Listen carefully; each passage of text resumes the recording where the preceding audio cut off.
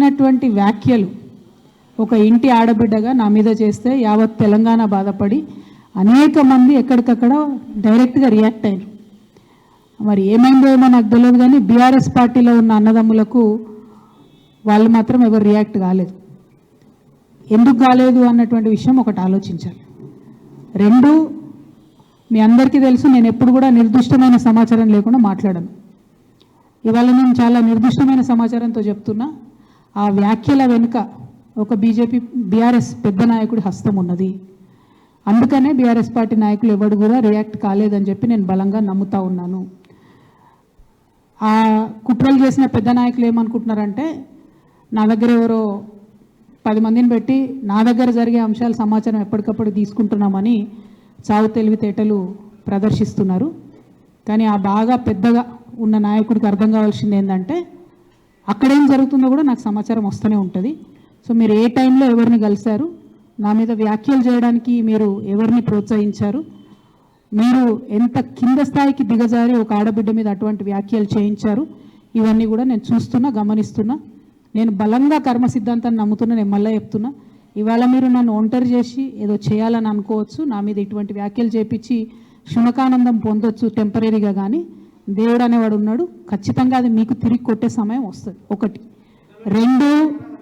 రెండు ఒక లిల్లీపుట్ నాయకుడు, నల్గొండలో బీఆర్ఎస్ పార్టీని నాశనం చేసిన ఒక లిల్లీపుట్ నాయకుడు ఆమెవరు ఈమెవరు అని మా గురించి మాట్లాడుతూ ఉన్నారంటే, మరి ఆయనకు ప్రోత్సాహం ఇస్తున్నది ఎవరో కూడా ప్రజలు ఆలోచించుకోవాలి. ఇవాళ నల్గొండ జిల్లాలో ఒక సీటు కూడా రాలే. ఆయన సీటు సాగు తప్పి కన్నులొట్టవైన చందంగా చివరి నిమిషంలో అనుకోకుండా గెలిచినటువంటి సీటు. ఎన్నడూ ప్రజా ఉద్యమాలు చేయలే. కేసీఆర్ గారు లేకపోతే మరి నువ్వెవరు, అది కూడా ఆలోచించుకోవాలి కదా. కేసీఆర్ గారు లేకపోతే బీఆర్ఎస్ పార్టీలో ఉన్న ఏ నాయకుడైనా ఎవరు? ప్రజలకు మనందరినీ పరిచయం చేసింది కేసీఆర్ గారే కదా. మనలో మనం కన్ఫ్యూజన్ ఉన్నప్పుడు ఇష్టం వచ్చినట్టు మాట్లాడుకోవచ్చా? ఈ లిల్లీపుట్ నాయకుడు మాట్లాడంగానే ఇంకో చిన్న పిల్లగాడు నిన్నగాక మొన్న మా పార్టీలోకి వచ్చిన వాళ్ళు కూడా ఎటువడతట్టు మాట్లాడు. అసలు ఎవరు మీరు? మీకు తెలంగాణ ఉద్యమంతో సంబంధం ఏంది? బీఆర్ఎస్ అధికారంలోకి వచ్చినాక బీఆర్ఎస్లోకి వచ్చి పదవులు పొంది ఉల్టా నా మీదనే మాట్లాడతారా మీరు? మేము ఉద్యమం చేసిందే మీ మీద కదా. చిన్న పిల్లగానిలా ఉండు బాబు. నువ్వు పెద్దవాళ్ళ విషయాల్లో తలదూర్చకు, తెలియని విషయాల్లో అసలే తలదూర్చకు. నీ వెనకాల చాలామంది ఉన్నారు అని అనుకుంటున్నావేమో. వాళ్ళ సంగతి కూడా ప్రజలకు వస్తుంది, తెలుస్తుంది. ఎప్పుడో ఒకసారి అన్నీ బయటపడతాయి. ఒక ఆవేదనతో చెప్తున్నా, నేను ఉట్టిగా చెప్తలేను. రాజకీయం చేయొచ్చు, కానీ ఇంత నీచంగా ఒక ఇంటి ఆడబిడ్డ మీద ఇటువంటి మాటలు మీరే అనిపించి స్పందించకుండా ఉంటారా? తెలంగాణ ప్రజలు ఊరుకోరు, నేను చెప్తున్నా. రైట్ మధు, మనం విన్నాం కదా, కవిత మాట్లాడుతున్న మాటలు మనం విన్నాం. ఓ పక్క బాధ కనిపిస్తుంది, కోపం కనిపిస్తుంది. నా టైం వచ్చినప్పుడు నేను చెప్తానంటున్నారు. పెద్ద నాయకులే ఖచ్చితంగా ఇదంతా నడిపిస్తున్నారు అనేది మాత్రం ఆవిడ కన్ఫామ్గా చెప్తున్నారు. ఒంటరిని అయిపోయాననే మాట కూడా, ఒంటరిగా ఉన్నాను ఇప్పుడు నా మీద దాడి చేస్తున్నారా అంటున్నారు. అంటే ఇప్పుడు కేసీఆర్ గారి సపోర్ట్ కూడా లేదనే ఉద్దేశమా? ఓవరాల్గా ఎలా చూడాలి కామెంట్స్? అంటే తండ్రి కూతురు సంబంధాన్ని ఎవరు వేరు చేయలేరు, కానీ పార్టీలో జరుగుతున్నటువంటి అంశాలపైన చాలా ఘాటైనటువంటి వ్యాఖ్యలు కవిత చేయడంతో పెద్ద ఎత్తున చర్చ కొనసాగుతూ ఉంది. కవిత లిల్లీపుట్ అంటూ జగదీశ్వర్ రెడ్డి పైన చేసినటువంటి కామెంట్స్తో హడావుడిగా హుటాహుటిన అన్ని ప్రోగ్రామ్స్ క్యాన్సిల్ చేసుకొని షెడ్యూల్స్ అన్ని కూడా అటు ఇటు పోయేది అన్ని పక్కన పెట్టేసి జగదీశ్వర్ రెడ్డి నేరుగా ఫామ్ హౌస్కి బయలుదేరి వెళ్ళిపోయారు. మన దగ్గర నిర్దిష్ట సమాచారం ఉంది. ప్రస్తుతం జగదీశ్వర్ రెడ్డి కవిత చేసిన కామెంట్స్ పైన కేసీఆర్తో తేల్చుకోవడానికి, కేసీఆర్తో మాట్లాడడానికి ప్రస్తుతం ఆయన ఫామ్ హౌస్కు బయలుదేరి వెళ్ళిపోయారు.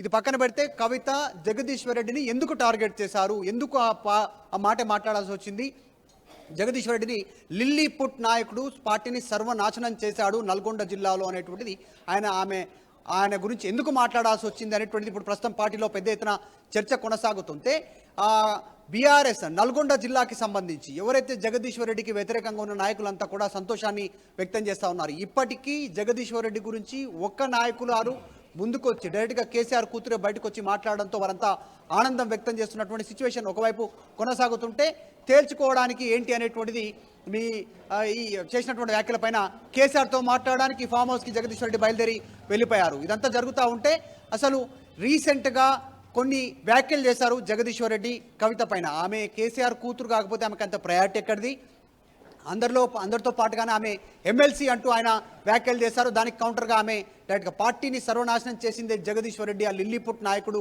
జగదీశ్వర్ రెడ్డి అంటూ ఆమె స్టేట్మెంట్ చేశారు. మొన్న కూడా కన్ను లొట్టబోయి చావు బతుకుల్లో లాస్ట్లో ఏదో కన్ను లొట్టబోయి గెలిచినట్టుగా గెలిచారు ఒక్క సీటు కూడా. పార్టీ నల్గొండ జిల్లాలో సర్వనాశనం కావడానికి కారణమే జగదీశ్వర్ రెడ్డి అనేటువంటి స్టేట్మెంట్ చేశారు. దాంతోపాటు కార్తిక్ రెడ్డి, సబితా ఇంద్రారెడ్డి కొడుకు, ఆయన పైన కూడా కామెంట్ చేస్తారు. ఆయన ఒక ఇంటర్వ్యూలో ఏదో మాట్లాడుతూ కాంగ్రెస్ పార్టీ లైన్ని కవిత ఫాలో అవుతున్నట్టుగా కనిపిస్తూ ఉంది అంటూ చేసినటువంటి స్టేట్మెంట్ పైన చిన్న పోరడిలాగా ఉండు, ఎందుకు మా పైన మా సంబంధించిన అంశాల్లో పెద్దవాళ్ళ విషయాల్లో ఎందుకు కలగజేసుకుంటున్నావు అంటూ స్టేట్మెంట్ చేశారు. అంశం పెద్ద విషయాల్లో అనేటువంటిది కేసీఆర్, కేటీఆర్, కవిత. ఈ కుటుంబ విషయం, మా పెద్దవాళ్ళ విషయంలో నీకు సంబంధం లేదు, చిన్న పోరడిలాగా ఉండు అంటూ కార్తిక్ రెడ్డిని ఆమె డైరెక్ట్గా ఇండైరెక్ట్గా ఆమె కామెంట్ చేసే ప్రయత్నం చేశారు. ఈ అంశంలో రీసెంట్గా పార్టీలోకి వచ్చారు, మీకేం తెలుసు తెలంగాణతో సంబంధం ఏముంది, మీ పైనే కదా మేము పోరాటం చేశామనేటువంటి స్టేట్మెంట్ పెద్ద ఎత్తున చర్చనీయాంశం అవుతా ఉంది. ఎందుకంటే అప్పుడు హోంమంత్రిగా సబితా ఇంద్రారెడ్డి ఉన్నారు తెలంగాణ ఉద్యమం జరుగుతున్నటువంటి సమయంలో. సో కాబట్టి ఆమెను ఉద్దేశిస్తూ కూడా ఆమె చేసిన స్టేట్మెంట్ పెద్ద ఎత్తున వైరల్ అవుతా ఉంది. పార్టీలో ఒక బిగ్ వైబ్రేషన్ స్టార్ట్ అయింది. ఈ పరిణామాలు ఎక్కడికి దారితీస్తాయి, ఎక్కడి వరకు పోయే అవకాశం ఉందనేటువంటి చర్చ కొనసాగుతోంది. ఆమె లేఖ బయటికి రిలీజ్ కావడం, తండ్రికి రాసిన లేఖ, తర్వాత ఆమె అమెరికా నుంచి వచ్చిన తర్వాత దయ్యాలు స్టేట్మెంటు, తర్వాత పార్టీలో ఉన్నటువంటి వాళ్ళే చేస్తూ ఉన్నారు, పార్టీని విలీనం చేసే ప్రక్రియకు ప్రయత్నం చేశారు, ఇవన్నీ స్టేట్మెంట్. సో పెద్ద ఎత్తున ఒక పెద్ద వైబ్రేషన్ జరగబోతా ఉంది. పార్టీలో భారీ మార్పులు జరగనున్నాయి. పెద్దగా చర్చనీయాంశమైనటువంటి మాటలు మాట్లాడారు కాబట్టి అసలు ఏం జరగనుంది పార్టీలో, కొన్ని రోజుల్లోనే అతిపెద్ద కొన్ని సంచలన విషయాలు జరగనున్నాయి బీఆర్ఎస్ పార్టీలో అనేటువంటి చర్చ కొనసాగుతూ ఉంది. ఎందుకంటే డైరెక్ట్గా ప్రెస్ కాన్ఫరెన్స్లో పార్టీ నాయకుడి పైన ఆమె చేసినటువంటి కామెంట్, కేసీఆర్ కూతురే కాదు ఆమె, పార్టీ ఎమ్మెల్సీ కూడా, కాబట్టి పెద్ద ఎత్తున చర్చాంశం అవుతుంది. వేరే వ్యక్తులు కనుక ఈ రకమైనటువంటి స్టేట్మెంట్ చేస్తే పార్టీ క్రమశిక్షణ చర్యలకు పిలుపునిచ్చే అవకాశం ఉంటుంది, వివరణ తీసుకునే అవకాశం ఉంటుంది, చర్యలు తీసుకునే అవకాశం ఉంటుంది. కానీ కేసీఆర్ కూతురు ఎమ్మెల్సీ, తర్వాత కేటీఆర్కి సొంత చెల్లెలు వర్కింగ్ ప్రెసిడెంట్కి, సో పార్టీ ప్రెసిడెంట్, వర్కింగ్ ప్రెసిడెంట్కి కుటుంబ సభ్యురాలు, మళ్ళీ ఏం తీసుకోనున్నారు ఆమె పైన ఇలాంటి చర్యలు అనేటువంటి ఒకవైపు చర్చలు ఉంటే ఎవరు నోరు పెదపనటువంటి పరిస్థితి. ఇది ఫ్యామిలీ మ్యాటర్, కుటుంబ సభ్యులకి సంబంధించిన మధ్యలో ఉన్నటువంటి చిన్న గ్లిచెస్ కారణంగా ఆమె ఈరోజు మాట్లాడుతూ ఉంది. దాంతోపాటు పార్టీ లైన్ని ఎమ్మెల్సీ కవిత మాత్రమే కరెక్ట్ వేలో మాట్లాడుతూ ఉన్నారు అనేటువంటి చర్చ కూడా ఒకవైపు నడుస్తూ ఉంది. నిజంగా పార్టీలో అంతర్మదనం చేసుకోవాల్సినటువంటి అవసరం ఉంది, రీషఫల్ కావాల్సినటువంటి అవసరం ఉంది, తప్పు ఒప్పులను సరిచూసుకోవాల్సినటువంటి అవసరం ఉంది అనేటువంటిది. సో ఆ లైన్లో బీఆర్ఎస్ పార్టీ లైన్ని ఎమ్మెల్సీ కవిత మాత్రమే పర్ఫెక్ట్గా ఫాలో అవుతున్నారు అనేటువంటి చర్చ ఒకవైపు ఉంటే, ఆమె మాట్లాడుతున్న మాటలతో బీఆర్ఎస్ కుదేలవుతున్నటువంటి సిచ్యువేషన్ కూడా ఒకవైపు ఉంది. ఎందుకంటే జగదీశ్వర్ రెడ్డి నిజంగానే కేసీఆర్కి సన్నిహితంగా ఉంటారు, కేటీఆర్కి సన్నిహితంగా ఉంటారు. అంటే కవిత